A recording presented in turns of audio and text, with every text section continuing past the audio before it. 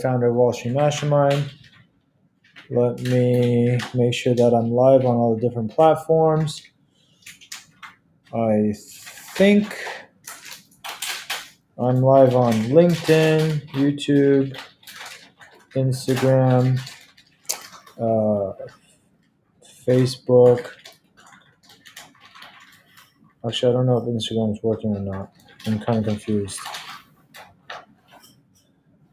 Give me 1 second. Sorry. Just trying to figure this out.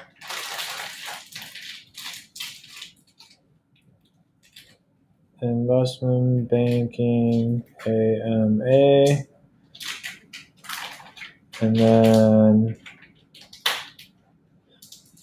okay. All right, now that's working. So I'm live on Instagram, I'm live on YouTube, LinkedIn, Facebook. We're back for our AMA that we typically do at the beginning of every month, typically on Tuesday at this time. And so it's good to have you guys here. I did get some questions submitted ahead of time from some of you guys, and so I'm going to start with those questions. And then if you guys have more questions, just as you're watching this, just feel free to drop them down in the comment section below, and I'll be checking both. I'll be checking all the platforms to see what questions you guys have, and then I'll be doing my best to answer as many of them as I possibly can in the next hour or so. Okay, so before we start, and while we're waiting for just a few more people to sign on here, and you guys can start dropping your comments into the questions, or dropping your questions into the comments. Let me just kind of introduce myself for those of you who don't know who I am. Again, I'm the founder of Wall Street Mastermind.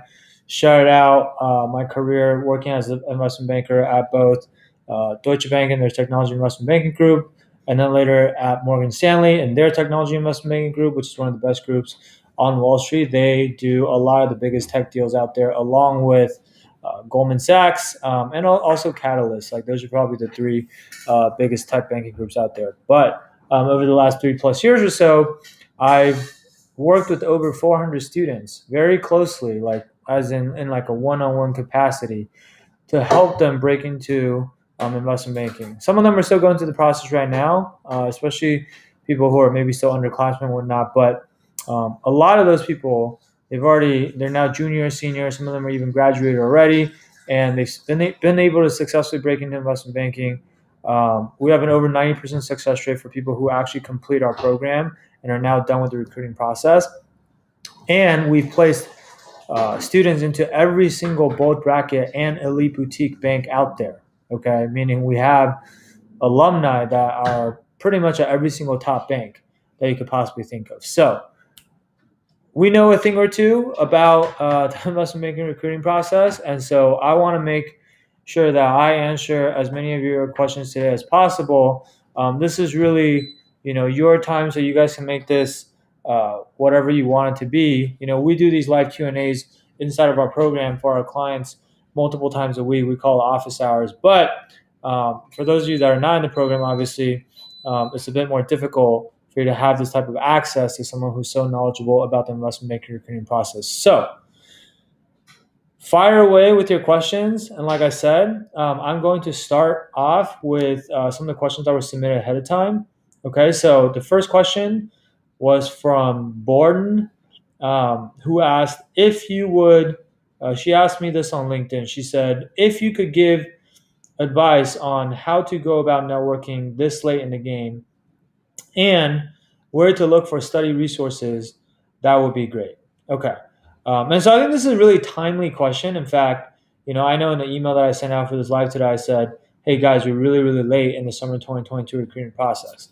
In fact, I know Borden, from looking at your profile, you're graduating in 2023. And so you've probably been recruiting for a summer 2022 internship, probably at least for the last 6 to 9 months, because that's how long the summer 2022 recruiting process has been going on for, right? And so if you're still recruiting, like you said, this late in the game, first of all, know that you're not alone. There are a lot of people that are still recruiting right now.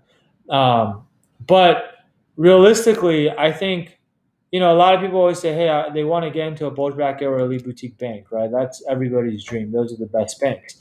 Um, at this point in the summer 2022 recruiting process, again, this only applies if you're in the US and you are a rising junior, right? Like if you're in the UK or you're in other areas, the recruiting timeline is slightly later, slightly different, but I know most of my audience is here in the US. So if you're in the US, you're a rising junior, you're still recruiting right now for a summer 2022 internship. Most bulge bracket and elite boutique banks at this point are pretty much done with their processes. Okay. What I mean by that is like they've either given out offers already and they're done giving out offers, or they've given out most if not all of their interview invitations. Like Goldman Sachs, for example, is one of the last bulge bracket banks typically to start their processes, and they opened up their application on July 1st, so about a month ago. And at this point, they've given out pretty much all of their super day invites already. Not all of their super days have happened yet, so some people have invitations to super days that are still yet to happen, and they can still get offers. But if at this point you haven't gotten those interview invitations yet, then you're probably a little bit late. Not a little bit late. You're very late um, to the game, because those processes are probably not going to be open to you anymore at this point. So what can you do at this point? Well, first of all, I think your question is like how to go about networking.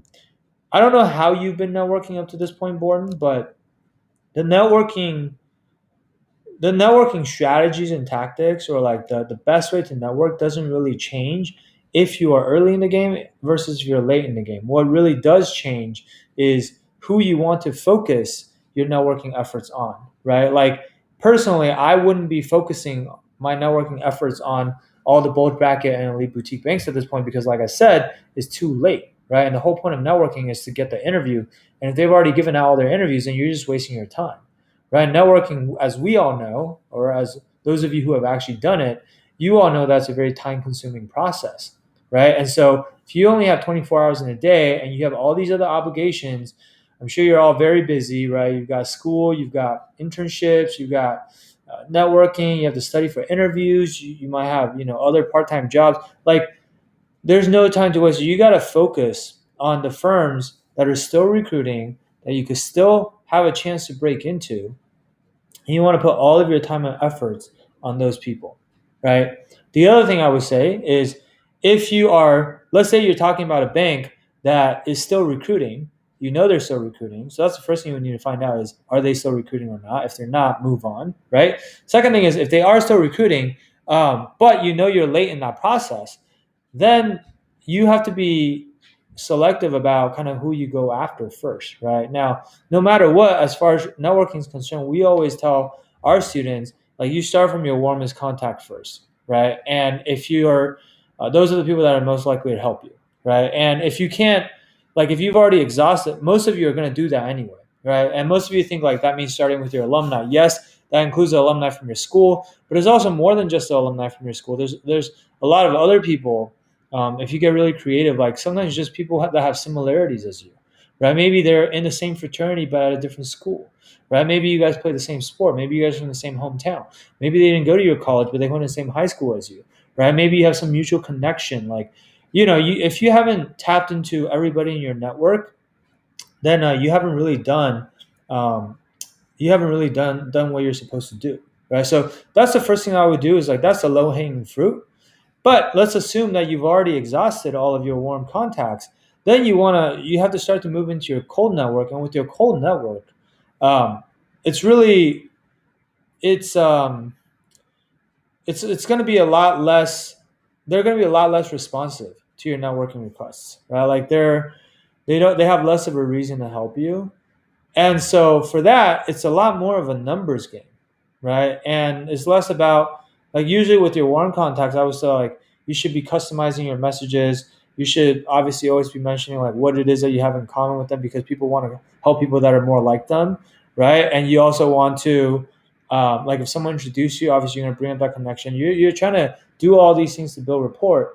With people that are just cold contacts that you have absolutely nothing in common with, then I would use more of a spray and pray approach, right? Which is just it's a volume game. It's very hit or miss, and you just want to basically jack up the number of people you're reaching out to as much as possible and just hope that a small percentage of those people will actually respond to you, right? But the other thing too, also, when you're reaching out to your cold network, is that you don't need to customize your messages really, right? So you can use like a standardized template that you're just kind of like sending to everybody, right? And actually, all else equal too, I would personally recommend that you focus more on the more senior folks as opposed to the more junior folks, because the more senior folks, you can have one conversation with them, and if they like you, a lot of times that's enough to get you the interview right then and there because they have enough pull, right? But if you are talking to, like, say, a first year analyst, even if they like you, they might not have the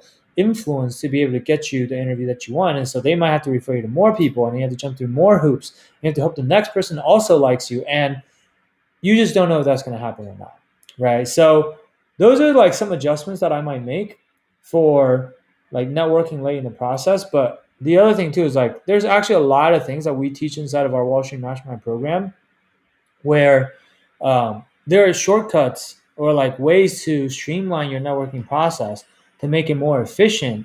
So to my previous point of really like playing numbers games and jacking up the number of people that you reach out to, like you only have a limited amount of time to do that, to do like cold outreach every day, right? So how do you reach out to more people in the same amount of time using certain systems and frameworks and processes and tools?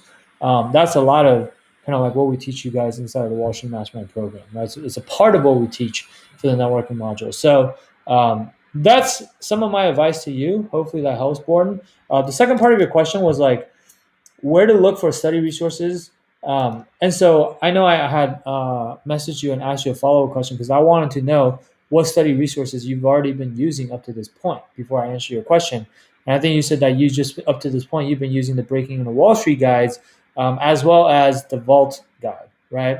A couple of things I will say, like, first of all, those are some of the most common resources out there that a lot of people are using. And so I'm not surprised that you're using those resources. I would say the Breaking into Wall Street guides are probably better than the Vault. Not probably, they're definitely better than the Vault guides. There's been an evolution of like recruiting prep resources out there over the last like 15 years or so, right? Because I'm a lot older than you guys.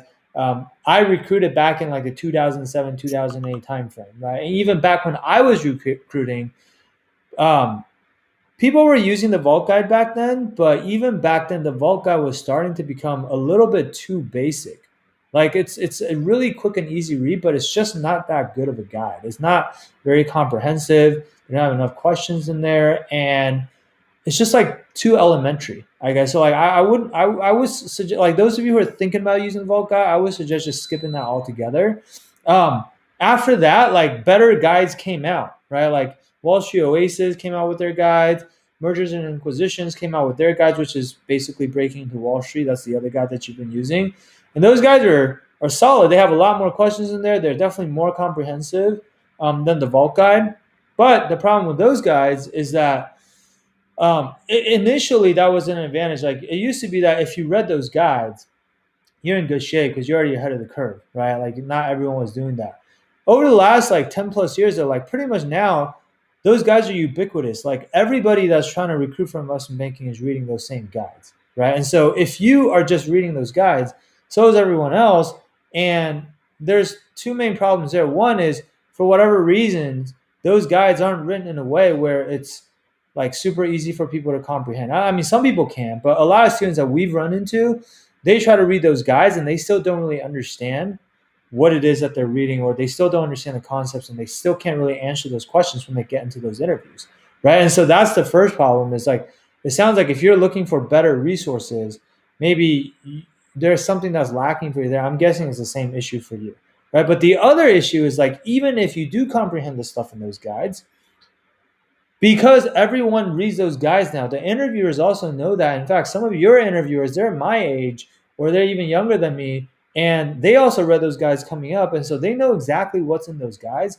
They also know that a lot of people are just brute force memorizing the questions in those guides. Like, oh, 400 questions guide. Well, let me memorize the answers to all 400 questions. and I'm just hope, fingers crossed, that my interviewers ask me the exact same questions that I've already memorized. Like they're not going to do that because that doesn't serve their purpose. Like it doesn't help them distinguish between those who are just memorizing a bunch of information without really understanding it versus those who actually genuinely know how to apply this knowledge, right? So now people are asking much harder questions um, that basically require you to not just like recite a formula or recite the definition of something. They're actually asking questions that require you to apply a lot of these concepts to like real world situations, like case study questions, right? Like questions about like a specific deal, or like, how would you value a company in this industry versus that industry? Like these are questions that you can't really memorize. And so if you're still using these guys, like that's fine. Like it's probably the same thing that most people are doing. But now, like, there's an even better way than just memorizing these guys. Like, you have to continue to evolve. Like, things only get more competitive over time. Whether it's getting into college, getting into business school, getting the best jobs, like, it's only going to get harder. And then in the future, when you guys have kids and they grow up, it's going to be harder than it is right now, right?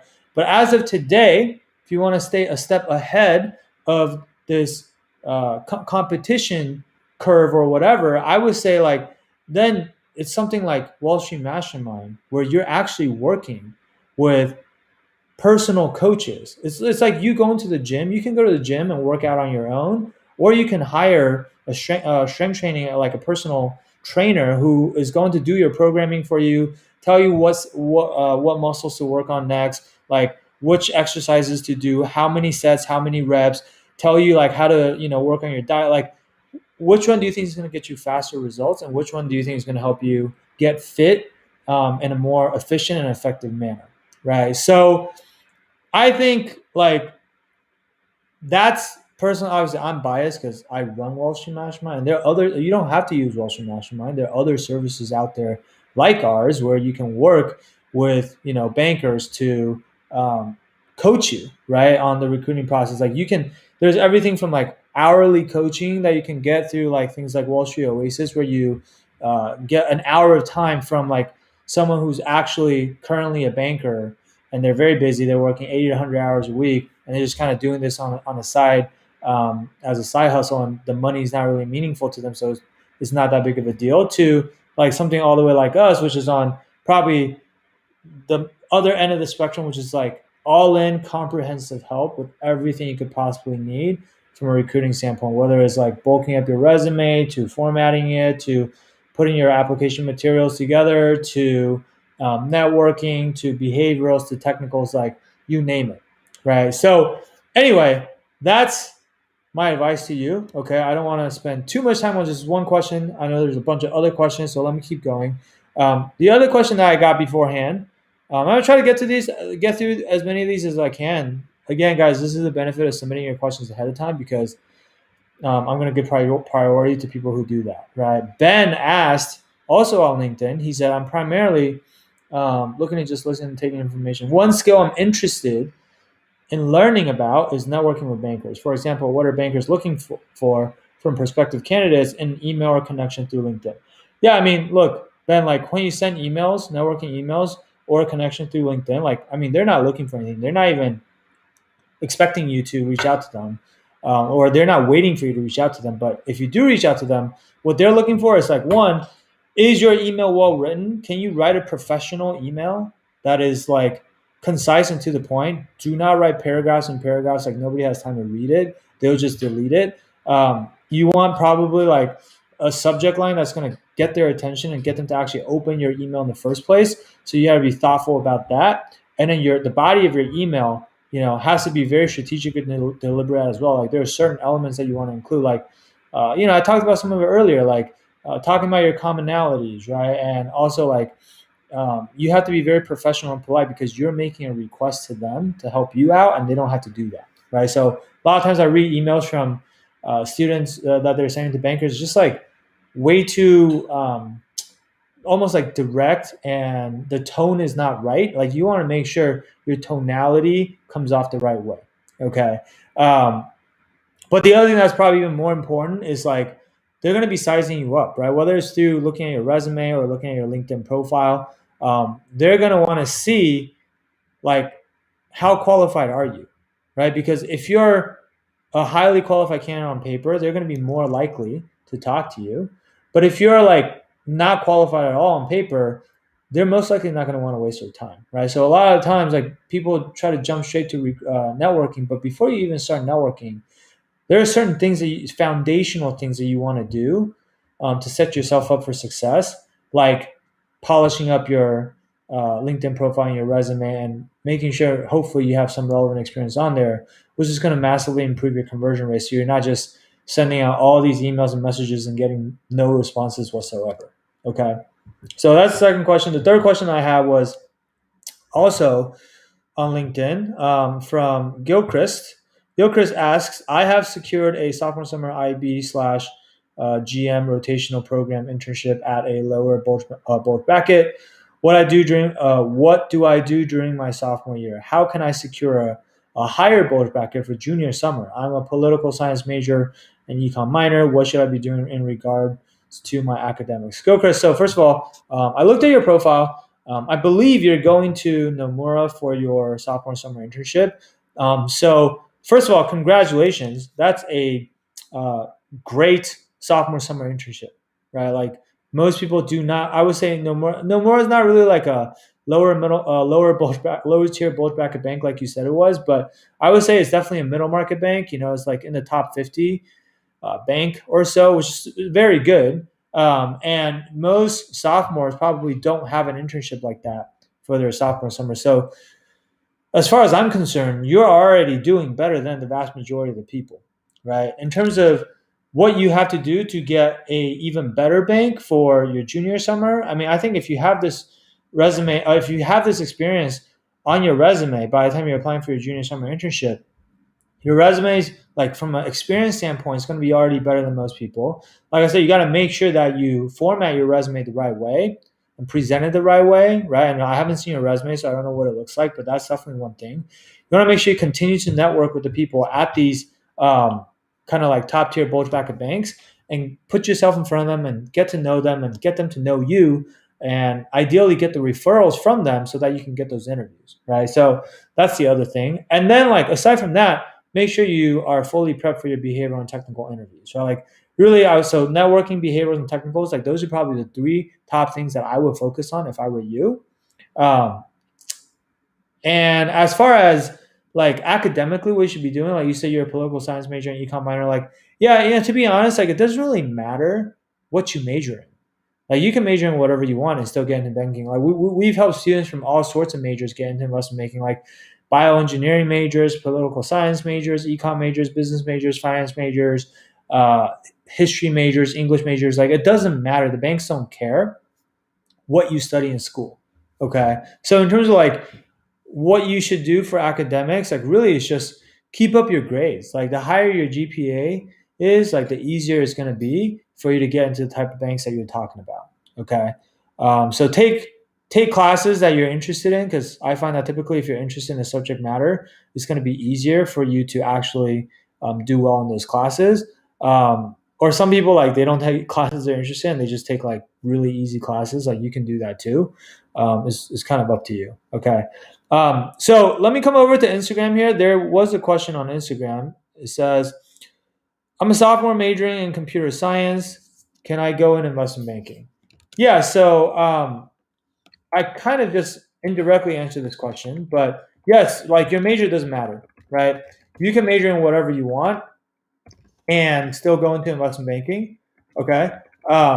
In fact, if you don't know, the last two CEOs of Goldman Sachs, I'm not talking about the current CEO, the current CEO is David Solomon, but the last two CEOs of Goldman Sachs, which is Lloyd Blankfein and Henry Paulson, one of them was a English literature major and the other one was a history major. So they're both liberal arts majors and they made it all the way up to become the CEO of Goldman Sachs, which is like basically the pinnacle of Wall Street, right? So that just goes to show you like it really doesn't matter what you study in school. In fact, Lloyd Blankfein himself, he used to speak to the new incoming summer analyst class every summer.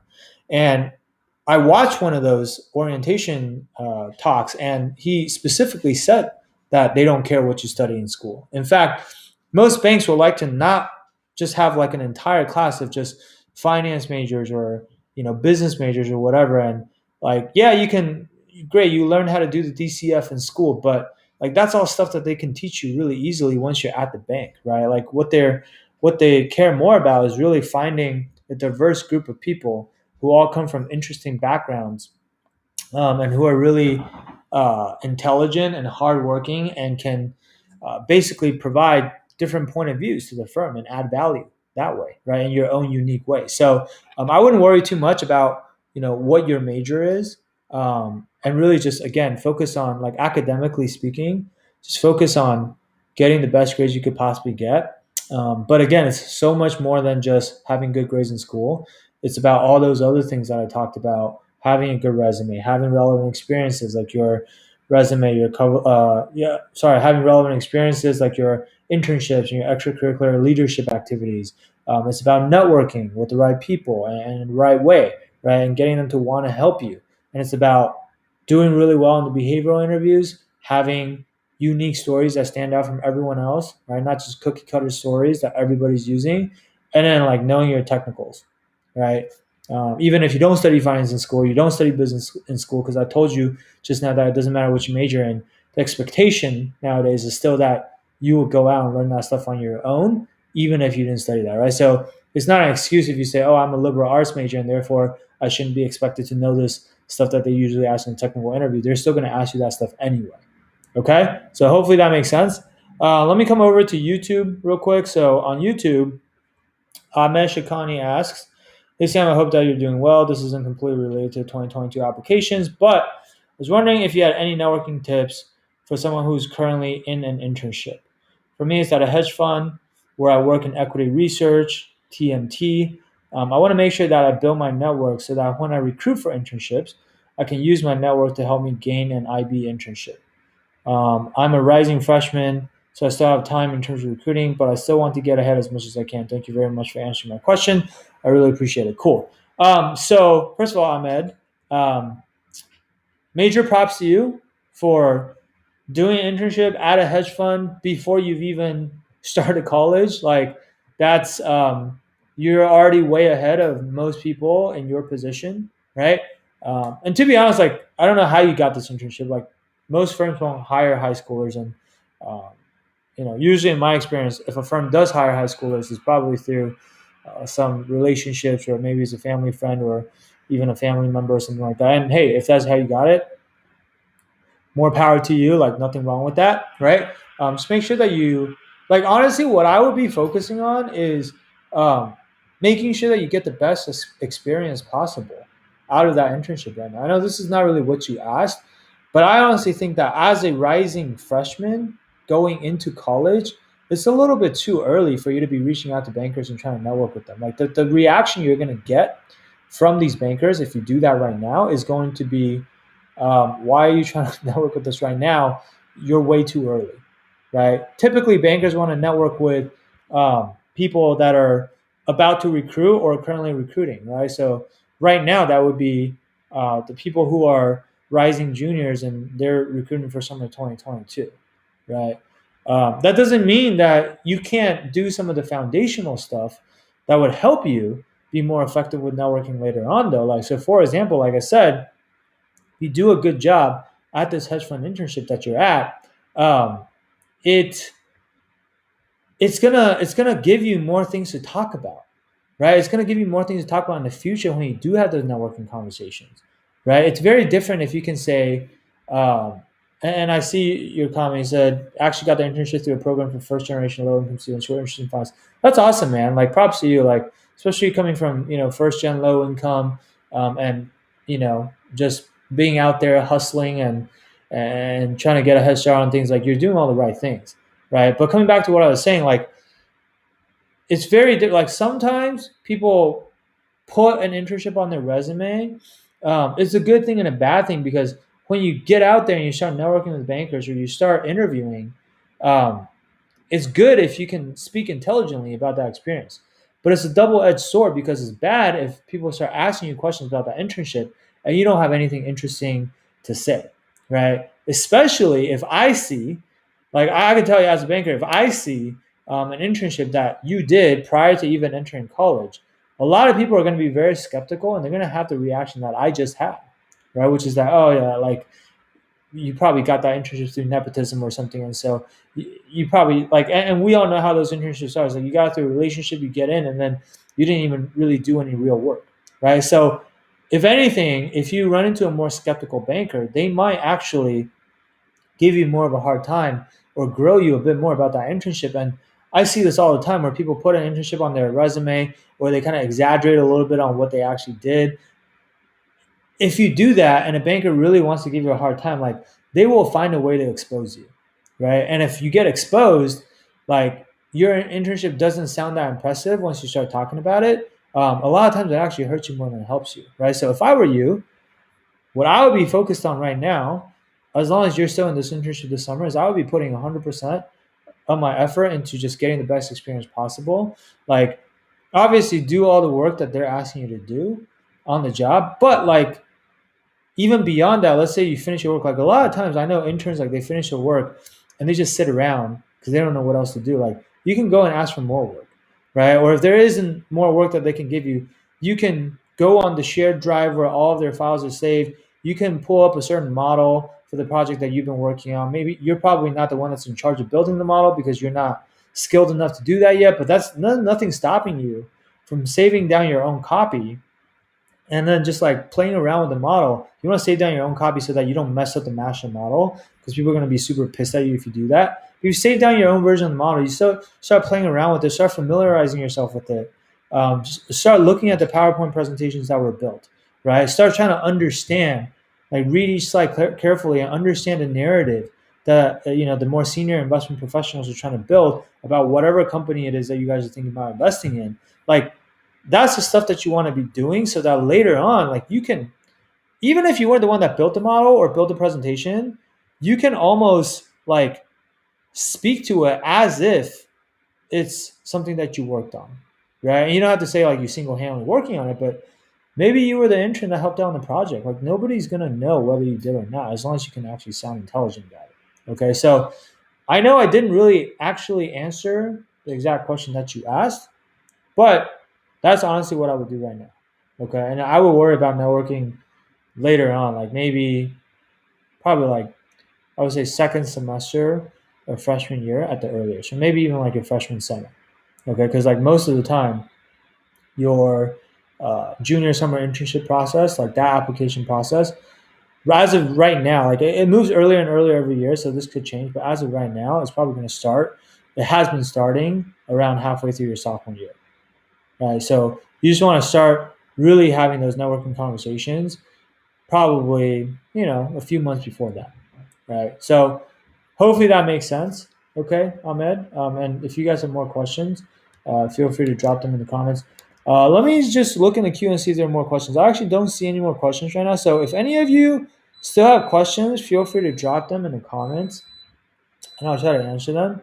I do have a little bit more time um, before I have to go to dinner with. I'm actually having dinner with a partner at a fund that I invested a lot of money into. So I'm going to go and catch up with them and talk about the investments that we've made so far and how they're doing. But I have probably 20 to 25 minutes before I have to hop for that. So feel free to drop your comments down below and I'll try to get to them. Okay. So Vedant on Instagram asks, what should one do during their freshman year?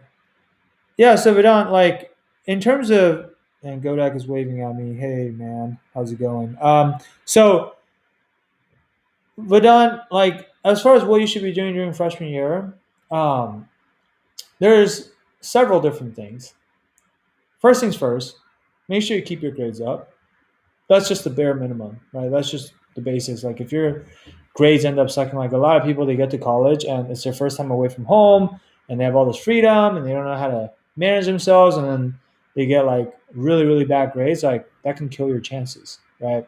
So first and foremost, make sure you keep your grades up. Ideally, you want say 3.7, 3.8 or above is like no questions asked, right?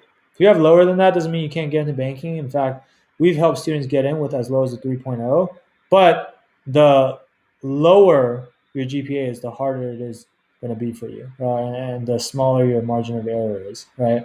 Aside from keeping up your grades, though, you should be trying to join the relevant student organizations on campus, right? I don't know what school you go to, but like um, a lot of schools nowadays, they have like these, feeder clubs into investment banks. Like especially if you're at a target school, all the target schools definitely have these. If you're at a non-target school, there's probably fewer of these, but like they still exist, right? Most of the time. And so joining the right clubs, that's something that you can add onto your resume and also like demonstrate that hey, you're actually genuinely interested in finance. Try to take on leadership positions in those clubs. Like a lot of people, they join clubs and they're just active members, but they don't really do anything. That's not going to give you much to talk about during these interview processes, right? So join those clubs, and then I would say like try to get some part-time internships.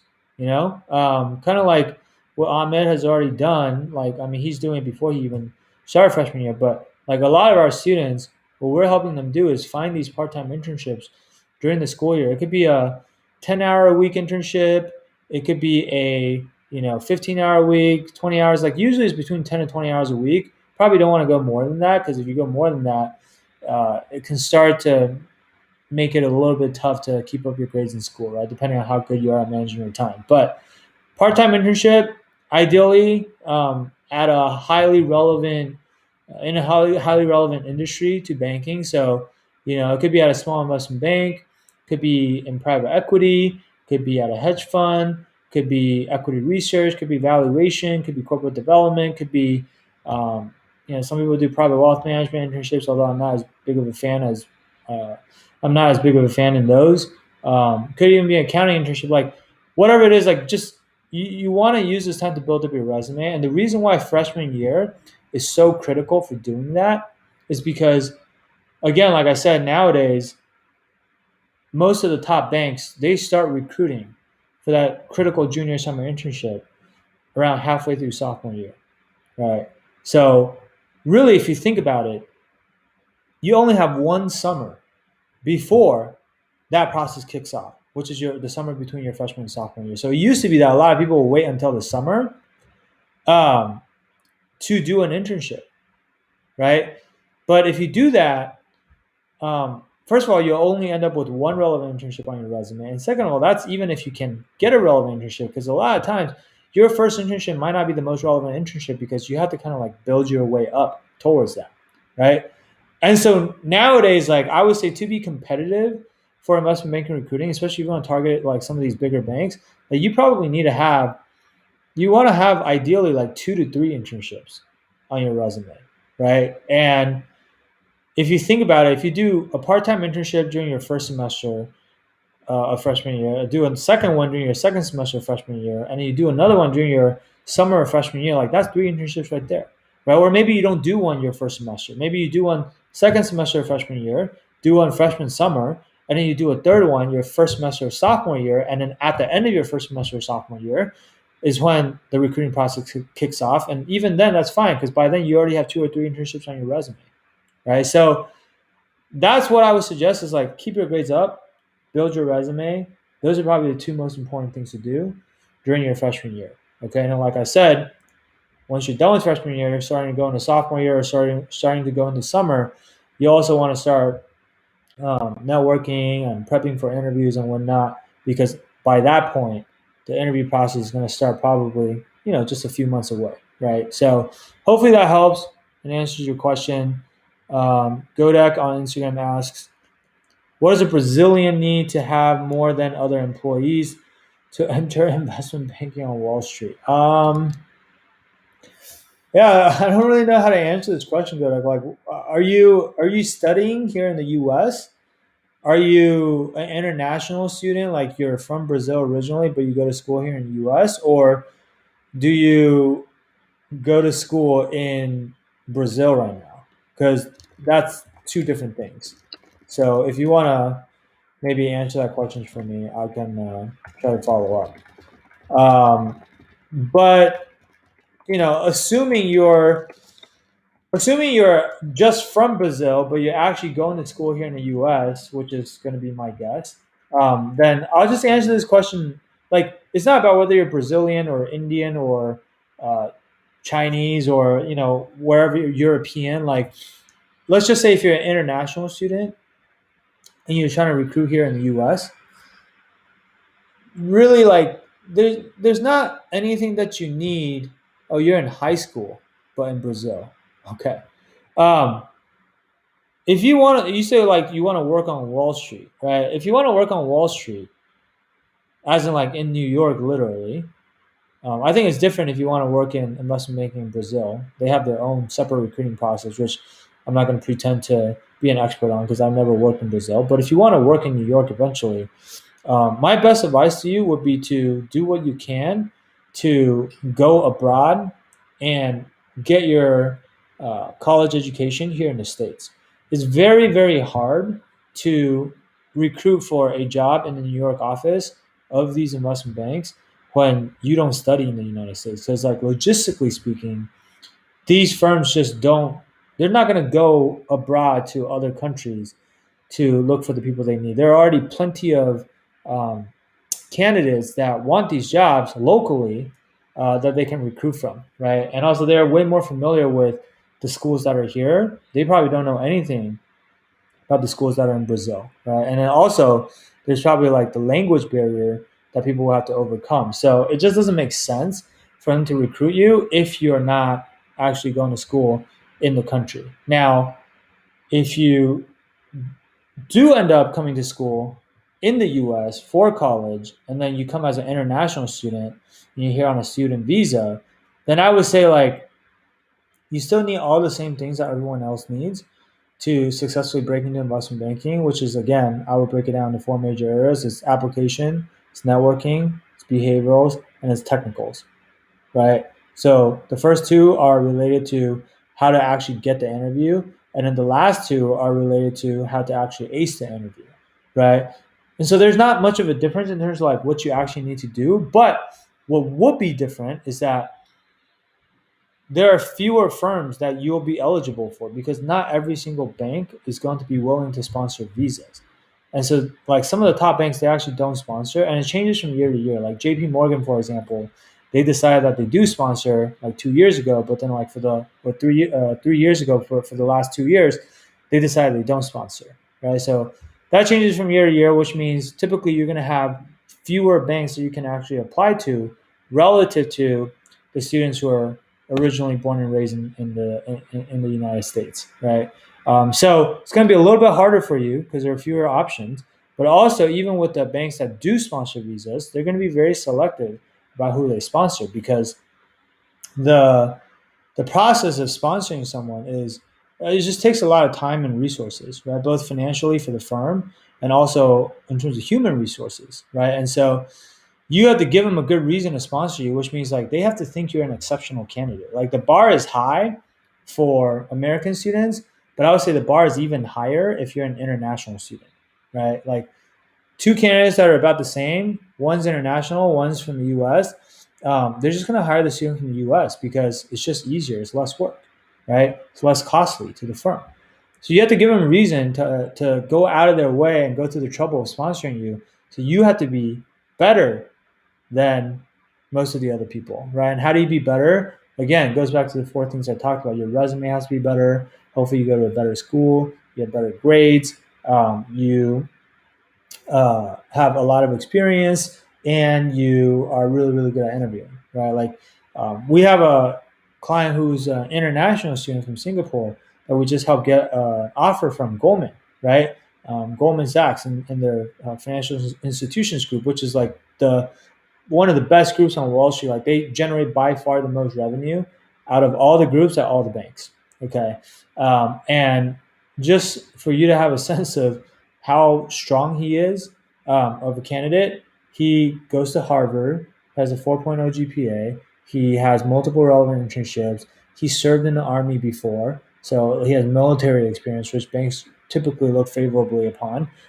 He's also an athlete, and so he checks a lot of different boxes. And I'm not saying that that's the bar, by the way. You don't have to be like he's like a 10 out of 10 as far as I'm concerned from a candidate standpoint. We also prepped him to the point where he was really, really good at interviewing. But you don't have to be at that level But that's just like kind of an example of like, hey, you know, the bar is higher for international students, right? So even if you don't get to his level, like it's not going to be too far off from that. Okay, so that's just something for you to keep in mind. All right. Um, there's another question. So Vidal asks, I will be going to Emory. I guess it is a target in the South. Is there any disadvantage of starting IB in the South, or should I gun for NYC? How hard is it from Emory to NYC IB? Yeah, so Vidal, like you're right. Emory is more of a target school in the South, and it's not really a target school in New York for most banks. However, I would definitely say like if you want to do banking, you're probably going to get a better experience in New York City. There's no doubt about it. That's where the headquarters is. That's where a lot of deals get run out of, especially the bigger and higher profile deals, right? And honestly, like I just think New York is a great place for like someone who's 20, 21 and just starting on their career. Like it's, the energy there is just different, right? So if you can get to New York, then yeah, like I would say you should try to get there. Again, if you can and you work in the South, like there's nothing wrong with that, right? As far as like going from Emory to NYCIB, um, I'm sure it's harder than if you were to just go for some banks in the South. It's the difference is like trying to recruit as a target school student when the banks are proactively coming to your school and looking to hire students from your school versus being a non-target school student where they're not coming to you at all, and so you have to really go out of your way and put in extra effort to go to them, right? And you have to put yourself on their radar, and you have to get them to notice you, and not only that, to help you, right? And you're probably also not going to have as strong of an alumni base in the New York offices, and so you're going to have less people there who are willing or capable of helping you, right? So it's harder, no doubt, but it can definitely be done. Like we've helped um, several Emory students at this point get into New York, right? We have one guy who's went to City, and then we have another guy that got an offer from Lazard, both in New York. And so those are, one's a bulge bracket bank, one's an elite boutique bank, so it can definitely be done. But again, like we prep them really, really well. Like if you're just like an average candidate from Emory, you're probably not going to end up in New York, right? But if you are like one of the best candidates within your class at Emory, there's no reason why you can't get to New York. Like it's definitely, I mean, you can get to New York from any school. Not to mention a school like Emory, which is a pretty good school. Right? So it might not be like a top target school, but at least a semi-target, right? So anyway, hopefully that helps. All right, Vedant. Let me see if there are any other questions. Scrolling to Instagram, I only see how many questions there. I don't see questions on LinkedIn or YouTube either. Let me just double and triple check. I have about 5 to 10 minutes, guys. If you guys have more questions, feel free to drop it down below. But you know, um, oh, okay. There are actually some questions on LinkedIn. I just wasn't seeing them. So let me make sure I get these. So, Shanik Bhattacharya asks which banks are still recruiting. So there's actually, like I said at the beginning, like most bulge bracket and elite boutique banks are done, right? So at this point, I would be targeting the middle market banks. Okay. Now instead of which banks are still recruiting versus not, um, like I can't really give you an exact list. A lot of that like is also gonna because like again like I don't know what school you go to, but like a lot of banks like they also recruit at different times for different schools. Like a lot of banks, what they'll do is they'll recruit at target schools first, and then they'll go to the non-target schools later once they're done with their target schools. And also, each bank has a different list of target versus non-target schools. Like a lot of times, it's also determined by where a lot of their senior bankers went to school and things like that, right? And so, honestly, I would definitely, if you don't have an offer yet, shift your focus to kind of more the middle market banks. If you're not sure who those are, I mean, a quick Google search will tell you. Like Merger and Acquisitions has an article on who they consider to be middle market banks. Or what I would do is if you go to um, if you look up like the Vault, I know I said Vault guy wasn't like a good interview guide earlier, but like they actually have a survey that they conduct every year. It's like the prestige rankings for the top investment banks out there, and they list like the top 50 investment banks, which is based on survey data from like over 3,000 Wall Street professionals. So I actually like their ranking. I think it's pretty good, pretty solid. If you look at those rankings, I would say like the top 20 banks again, like I said, are like bulge bracket and elite boutique banks, but like probably like the next 30 banks or so, most, if not all of those, I would consider to be middle market banks, right? And some of those are done, some of those are not. But like, for example, like Jeffries, I would say is probably like the best middle market bank out there. Like they're done, right? Houlihan Lokey, probably like also top one, top two middle market bank out there. They're also done, right? Like Baird, I know is done, right? So a lot of these banks are done, but like really like the best way to find out is through networking with the people at these banks. You should also be looking at their applications on the website to like some of them will actually list the application deadline where they'll actually say the application is closed, right? But if you have the list of banks, then like it just doesn't take long to actually go check all of their job postings, right? And then also talking to other people from your school to see what they're hanging on the ground, right? Because again, like I said, a lot of these groups is school specific. Okay, so hopefully that helps. Michael Johnson asks, "Do you know if Stratton Oakmont is still recruiting?" Stratton Oakmont. Honestly, I'm not familiar with that firm, so um, yeah, like you're talking Stratton Oakmont, Jordan Belford's firm. Okay, I had to Google that, but I'm assuming that was tongue in cheek, so I don't know, but I don't know if that firm even exists still. But yeah, I'm just gonna skip over that question. Lucius Gao asks, "Is there a list slash database of banks still recruiting?" Yeah, so same question as Shanik. So Lucius, yeah, same answer as before that I kind of already gave. Okay, so let me come back here on Instagram. So there's another question from Godak. He asks, is it possible for an employee from another country to go to Wall Street for training? Um, yeah, I mean, it is possible. Um, in fact, a lot of firms, what they'll do is they'll send their entire summer class to New York for training right before you start. So you'll meet like people from all over the world. But I'm not sure if they do that in South America though, because if I remember correctly from back in my days, like for example, if you, I think like each region will have their own headquarters. So like New York is the headquarters for North America. In fact, I'm almost certain that this is how they do it. But um, people in North America will go to New York for training, and then people in Europe will probably go to the London office for training, and then people in South America. I'm not sure where the South America headquarters is actually, but it's probably not New York. And then the people in uh, Asia probably go to Hong Kong, right? So, I don't know if they'll actually let you go to New York, unfortunately. Um, okay, so there's also a question on Facebook. So on Facebook, Nicole asks, I found a bank that is still recruiting and heard internally that I will have an interview. In two sentences, what are my next steps to stand out and practice those technicals?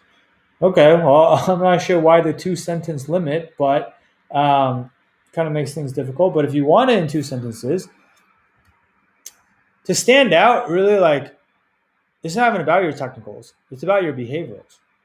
Because, like I said, the technical is just like the bare minimum. Like everybody's gonna know their technicals, and that's not what's gonna really help you differentiate yourself from everyone else. It's like if you don't know your technicals, then that's just table stakes. So you're gonna get eliminated, right?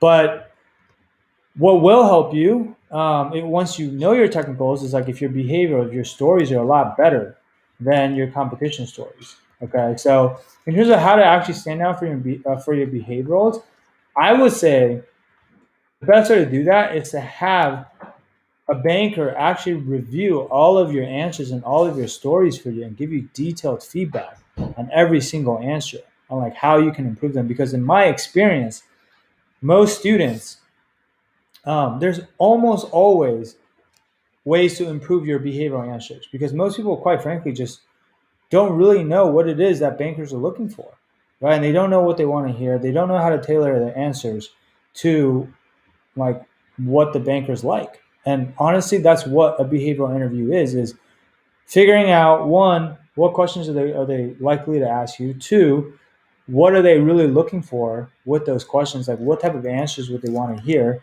And then three, coming up with something from your past experience or your story that's genuine, like you actually did it. You don't want to lie or exaggerate because you're going to get exposed really easily. Something you've actually done that you can basically take and fit to the prompt, fit to the question that they're asking you, and then tell them a really compelling and interesting story, right? And then having like the right framework for how you structure those answers. Like those are the keys to having a really, really good behavioral answer. So I know that was more than two sentences, but honestly, I don't know how to answer that question in less than two sentences. So I apologize. Hopefully that helps though. Okay.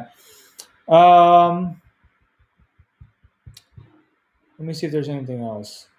I don't really see any other questions at this point. So, guys, anyway, hopefully that helps. If you're still watching this and if this all makes sense to you and you want some help with recruiting or you want more in-depth help with recruiting, because there's really only so much I can do on a 1 hour Q&A. And also, by the way, like if you're still recruiting right now, you know you're late in the process, the number one thing you need to do is buy more time. Okay, now we know there's only 24 hours in a day, so you're not really going to create more time in like the technical sense of the word, but you can create more time if you know what to do and if you can be more efficient in everything you're doing.